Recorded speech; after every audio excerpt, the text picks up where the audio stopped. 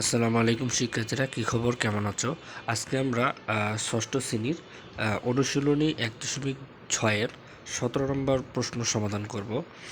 তো 17 নম্বর প্রশ্নে দেওয়া আছে, তোমার নিকট 50 টাকা ছিল।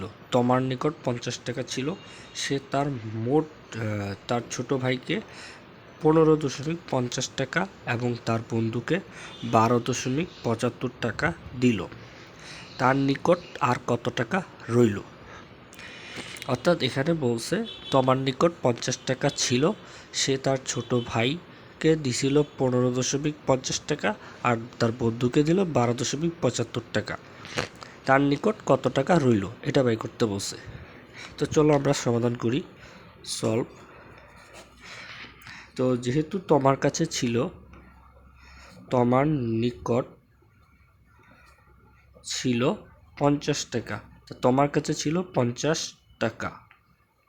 ওকে, তো তোমার কাছে ছিল 50 টাকা। এখন সে তার সেই 50 টাকা থেকে, অর্থাৎ তোমার তার 50 টাকা থেকে তার ছোট ভাই এবং তার বন্ধুকে দিল এই টাকাটা। তাহলে তোমা তার ছোট ভাই ও বন্ধুকে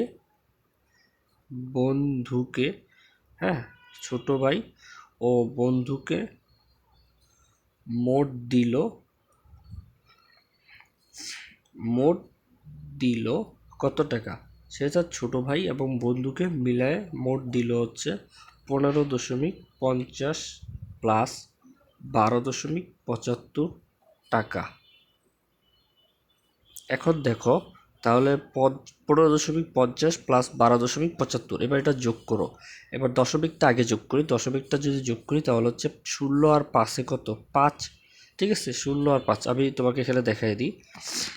15.50 আর হচ্ছে 12.75। আমি রাফটা এখানে করাই দিচ্ছি। এটা হচ্ছে তোমার রাফ। হ্যাঁ, তো রাফটা আমি করে দিচ্ছি। রাফটা হচ্ছে তোমার এখানে দেখো প্লাস, তো 15 তাহলে 0 আর 5 এই দুটো যোগ করলে কত আসে? 5। তাহলে 5। এবার দেখো 7 আর 5, 5 আর সাথে কত হয়? 12। 7 আর 5 তাহলে 7, 1 2 3 4 5 6 7, এই যে 7। এরপর 5 ঘর, 6 7 8 9 10। তাহলে এখন দেখো 5 10 11 12, অর্থাৎ 5 আর সাথে হচ্ছে 12। তাহলে 5 আর সাথে যদি 12 হয় তাহলে হচ্ছে আমরা নিব 12 2, হাতে আছে 1।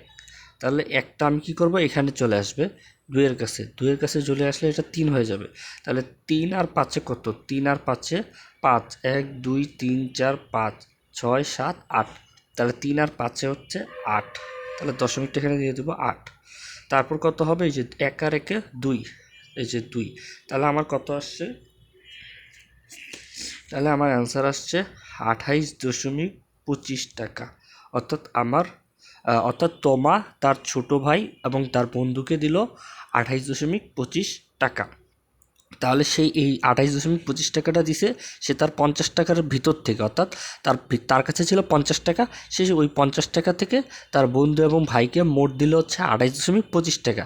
তাহলে এখন তার কাছে কত টাকা রইল এটা বাই করতে গেলে আমাকে এই যে 50কে দিয়ে এটা বিয়োগ করতে হবে, তাহলে আমি পাবো যে তার কাছে কত টাকা ছিল। অতএব তোমার নিকট আরও রইল 50। তার কাছে, তোমার কাছে ছিল 50, খরচ করছে কত? 28.25 টাকা বিয়োগ 28.25 টাকা।